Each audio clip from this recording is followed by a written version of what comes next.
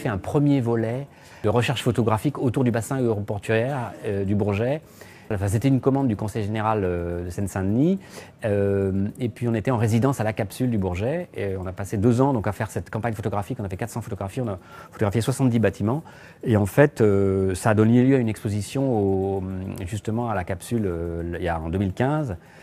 Et c'est ça qui nous a permis d'avoir un corpus d'images déjà à pouvoir montrer. Et les responsables du musée de l'air et de l'espace ont vu cette exposition et ils ont été intéressés pour qu'on continue le chantier avec eux. Ici même au musée de l'air et de l'espace, où ils nous ont invités à venir voir les archives, travailler avec les archives photographiques, travailler avec les collections, travailler sur les collections et nous inspirer, faire un travail à la fois photographique mais pas seulement, aussi d'installation, de vidéo et de nous inspirer de ce qu'on pouvait voir ici, voilà. Et d'en sortir quelque chose d'un petit peu contemporain au niveau de la photographie.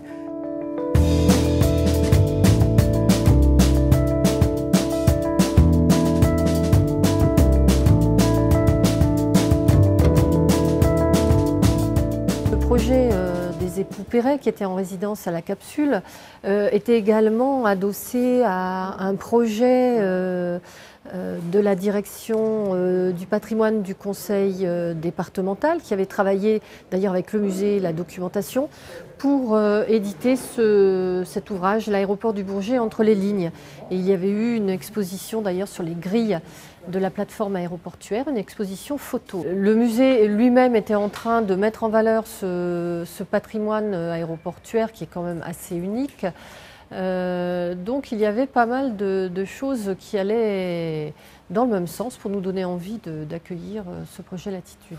Le regard porté par des artistes sur la question du patrimoine était intéressante. Le musée, en tout cas dans les dernières années, n'avait pas eu recours à ce regard extérieur artistique et je trouvais ça d'autant plus intéressant que nous ne sommes pas dans un musée de beaux-arts mais un musée d'histoire, un musée doté de collections industrielles avec du patrimoine scientifique et technique.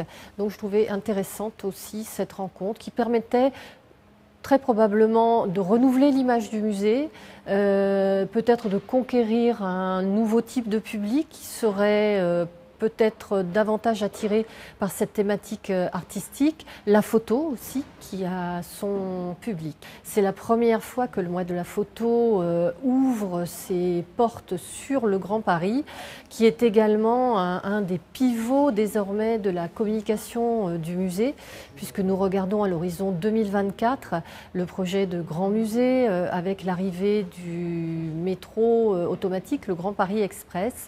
Donc c'était une manière de s'ancrer à la fois en Seine-Saint-Denis et la Seine-Saint-Denis en tant que territoire du Grand Paris.